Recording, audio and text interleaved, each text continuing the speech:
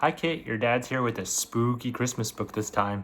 It's called How the Grinch Stole Christmas.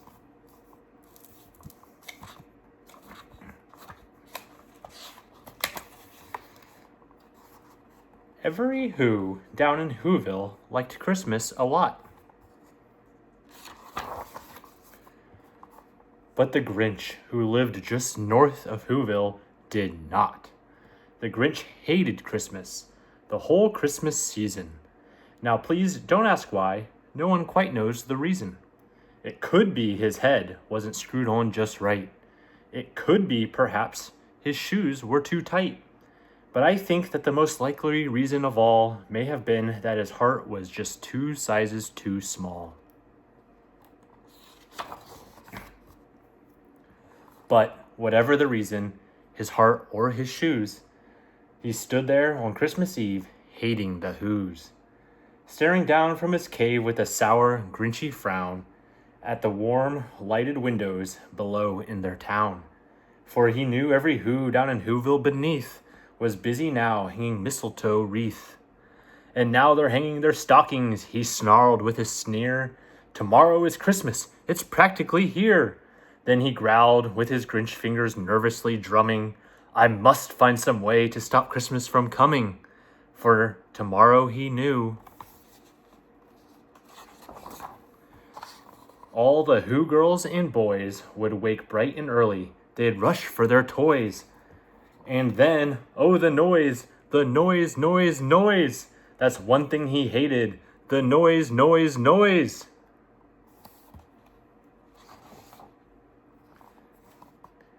Then the Whos, young and old, would sit down to a feast. And they'd feast, and they'd feast, and they'd feast. They would feast on Who pudding and rare Who roast beast, which was something the Grinch couldn't stand at the least. And then they'd do something he liked least of all. Every Who down in Whoville, the tall and the small, would stand close together with Christmas bells ringing.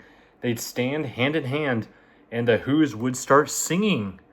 And they'd sing, and they'd sing, and they'd sing. And the more the Grinch thought of this Who Christmas sing, the more the Grinch thought, I must stop this whole thing. Why, for 53 years I put up with it now. I must stop this Christmas from coming, but how? And then he got an idea, an awful idea. The Grinch got a wonderful, awful idea. I know just what to do, the Grinch laughed in his throat, and he made a quick Santa Claus hat and a coat. And he chuckled and clucked, what a great Grinchy trick. With this coat and this hat, I look just like Saint Nick. All I need is a reindeer, the Grinch looked around. But since reindeer are scarce, there was none to be found. Did that stop the old Grinch? No, the Grinch simply said. If I can't find a reindeer, I'll make one instead. So he called his dog Max, then took some red thread, and he tied a big horn to the top of his head.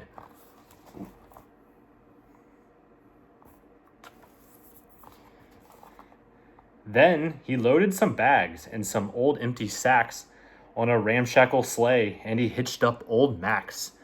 Then the Grinch said, "Get app," and the sleigh started down toward the homes where the Whos lay a snooze in their town.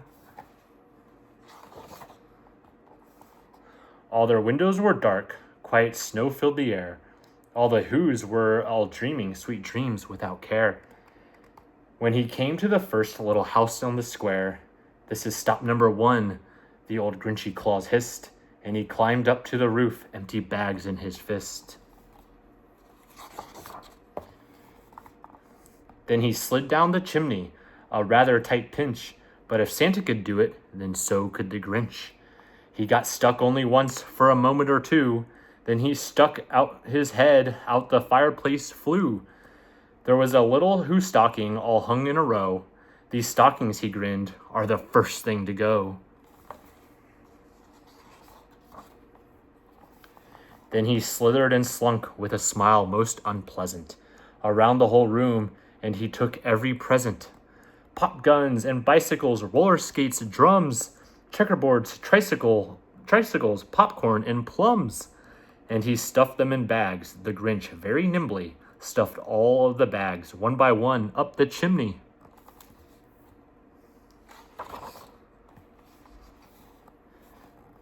Then he slunk to the icebox. He took the Who's feast. He took the Who pudding. He took the roast beast. He cleaned out that icebox as quick as a flash. Why, that Grinch even took their last can of Who hash. Then he stuffed all the food up the chimney with glee. And now, grinned the Grinch, I will stuff up that tree.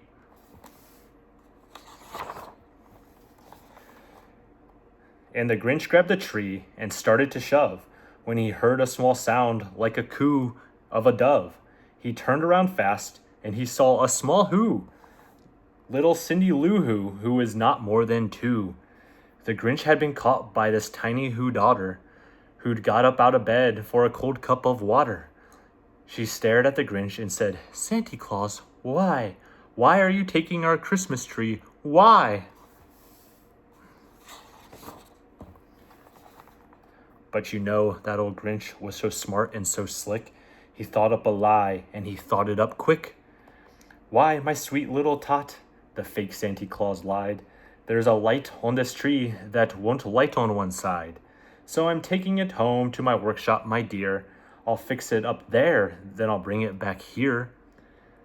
And his fib fooled the child, then he patted her head, and he got her a drink and sent her to bed. When Cindy Lou Who went up to bed with her cup, he went to the chimney and stuffed the tree up.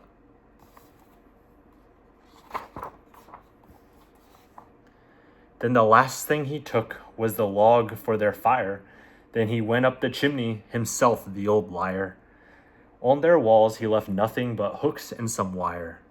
And he took one speck of food that he left in the house. It was a crumb that even was too small for a mouse.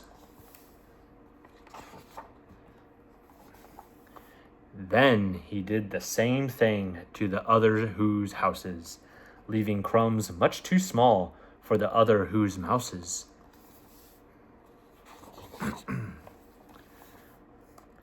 It was 1:15 dawn, all the Who's still abed, all the Who's still a snooze, when he packed up his sled.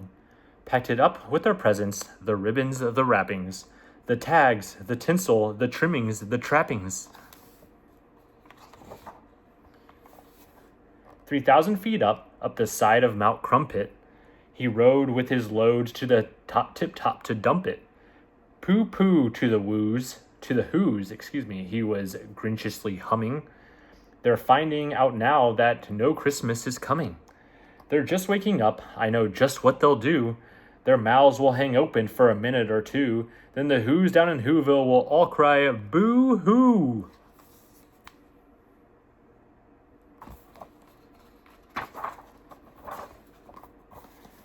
That's a noise, grinned the Grinch, that I simply must hear. So he paused, and the Grinch put his hand to his ear. And he did hear a sound rising over the snow. It started in low, then started to grow. But the sound wasn't sad. Why, the sound was merry. It couldn't be so. But it was merry, very. He stared down at Whoville. The Grinch popped his eyes, and then he shook. What he saw was a shocking surprise.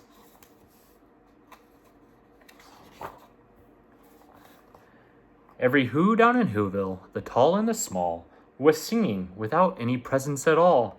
He hadn't stopped Christmas from coming. It came, somehow or another, it came just the same.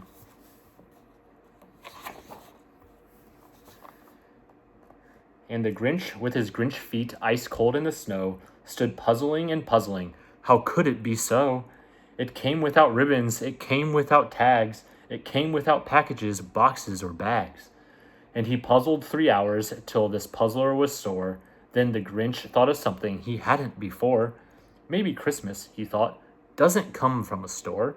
Maybe Christmas, perhaps, means a little bit more.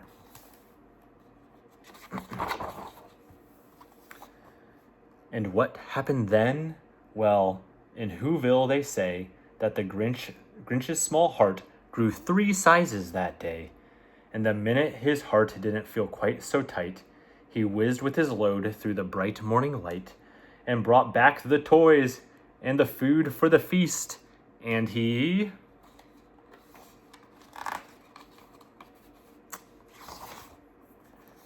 himself, the Grinch, carved the roast beast. The end. Hope you enjoyed this one, Kit. Your dad loves you. Hope you're having a Merry Christmas.